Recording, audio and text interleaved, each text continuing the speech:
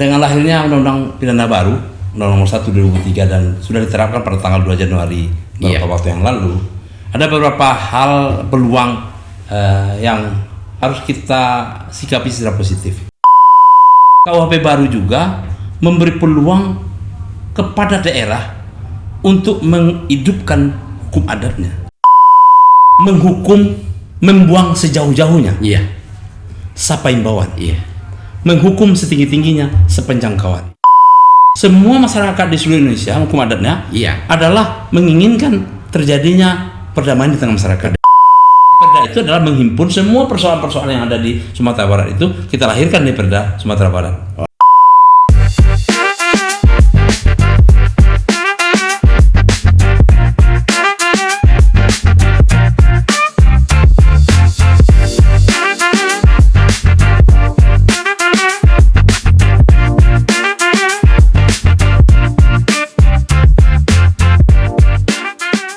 Selamat siang warga Jurnal Syariah.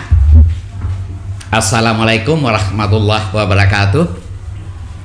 Beruntung sekali kita pada siang hari ini kedatangan tamu Wakil Kepala Kejaksaan Tinggi Sumatera Barat, Bapak Dr. Mukhlis SH.MH, yang berkesempatan berkunjung ke UIN Bukit Tinggi dalam rangka menjadi narasumber Stadium General. Pada kesempatan hari ini, karena Bapak narasumber kita, Bapak Dr. Mukhlis SH.MH, juga merupakan penghulu di suku beliau, suku Sekumbang dengan gelar Datuk Putih, agaknya tepat sekali kalau kita berbincang-bincang ini Pak tentang KUHP kita yang baru dikaitkan dengan living law. Nah, tentu beliau sebagai praktisi juga sebagai akademisi sudah memiliki beberapa pemikiran berkaitan dengan KUHP dan living law ini untuk di Sumatera Barat. Bagaimana ini Pak tentang peluang dan tantangannya living law dikaitkan dengan KUHP yang ada di ranah Minang ini? Silakan Pak. Terima kasih Pak Dekan. Hari ini saya hadir di tengah-tengah para pemirsa pendengar warga Jurnal Syariah di di Kota Bukit Tinggi. Yang tadi saya diminta memberikan kuliah umum tentang bagaimana penerapan hal-hal baru dalam Kitab Undang-Undang Pidana dan Hukum Acara Pidana itu. Tentu sebenarnya dengan lahirnya Undang-Undang Pidana baru, Undang-Undang Nomor 1 2003 dan sudah diterapkan pada tanggal 2 Januari beberapa waktu yang lalu, ada beberapa hal peluang yang harus kita sikapi secara positif. Di mana misalnya hal yang positif, misalnya keadilan restoratif. Itu sebenarnya adalah mengambil alih hukum adat sebenarnya.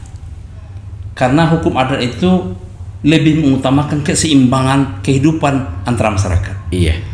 Nah, sedangkan keadilan restoratif itu adalah mengembalikan posisi kondisi konflik itu menjadi keadaan semula. Nah, ini kan sebuah hal yang sangat positif. Kemudian KUHP baru juga memberi peluang kepada daerah untuk menghidupkan hukum adatnya sebagai hukum yang hidup di tengah masyarakat sebagai living law. Jadi kedepannya kita berharap ada peraturan daerah yang mengadopsi hukum-hukum pidana adat itu menjadi bagian dari hukum pidana nasional. Yang itu sudah dibuka peluang oleh hukum pidana kita. Tentu bagaimana pemerintah daerah menghidupkan kembali hukum-hukum pidana adat itu menjadi bagian dari hukum pidana nasional. Oke Pak, kalau kita cermati dari apa yang sudah Bapak jelaskan itu restoratif justice. Nah, kalau kita cermati dilihat dari akar sejarahnya Minangkabau, kita yang punya awalnya ini Pak. Cuman tidak ada tenaga ahli kita yang memblow up sehingga nilai-nilai ini munculnya di barat, padahal kita yang punya. Itu bagaimana menurut Bapak itu? Nah, kalau kita berbicara budaya Minangkabau, ada hukum di Minangkabau itu sanksi. Nah, kita bicara sanksi ya. Sanksi di Minangkabau itu berat banget. Dengar ya. menghukum, membuang sejauh-jauhnya Iya. sepaimbawan, Iya. menghukum setinggi-tingginya sepenjangkauan. Iya. Artinya apa?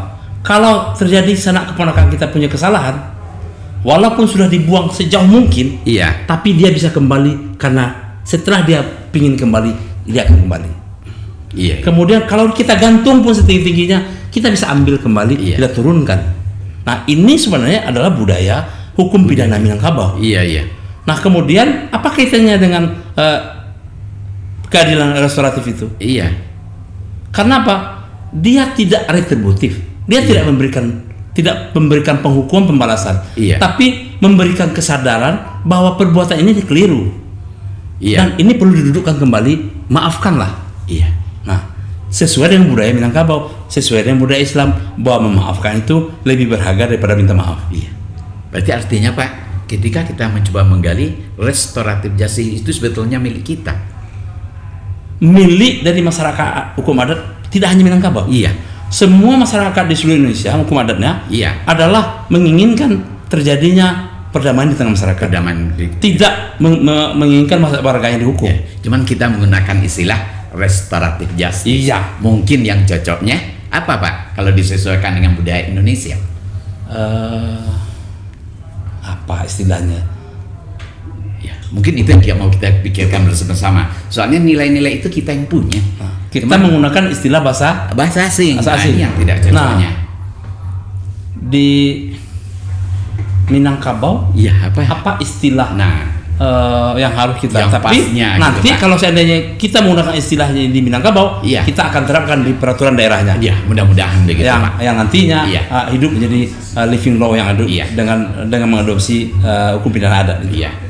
Demikianlah warga syariah, mungkin segmen pertama dari bincang-bincang kita dengan Bapak Dr. Mukhlis SHMH. Kita lanjutkan. Kita berbicara tentang perda. Nah, yang maksud dengan perda ini Pak, karena kita dikira di masyarakat Minangkabau ini kan mengenal lain Padang, lain Lubuk, lain ikannya, lain nagari, lain adat istiadatnya. Nah, batasan perda ini menurut Bapak bagaimana ini? Apakah perda di tingkat provinsi atau perda di tingkat kabupaten dan kota? Ini yang perlu dikaji secara bersama-sama Pak Dekan. Iya. Bahwa Minangkabau itu adat selingkar nagari. Iya. Hukum pidana adat di suatu tempat akan berbeda dengan di tempat lain. Iya. Namun karena kita mengutamakan Minangkabaunya, maka kita harus saring Iya. budaya yang ada di Padang Pariaman, budaya yang ada hukum pidana, budaya yang ada di Tanah Datar, Iya. yang ada di Agam, yang ada di Pasaman, yang ada di Pesisata dan masalah sebagainya, kita himpun, Iya. kita cari persamaannya, kita dudukkan di Perda Sumatera Barat.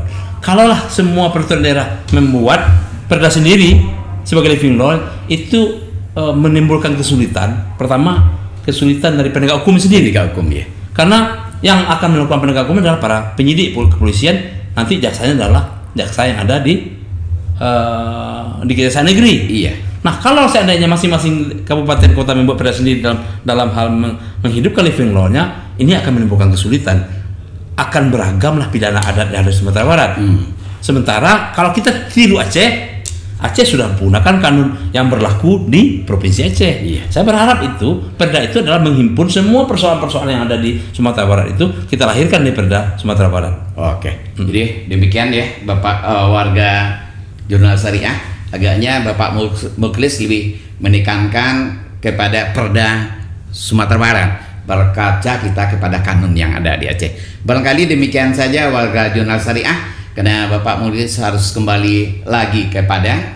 Lain kali kita sambung lagi dalam suasana yang berbeda. Demikian saja warga Jurnal Syariah, kita tutup pertemuan kita. Billahi taufik wal hidayah. Assalamualaikum warahmatullahi wabarakatuh.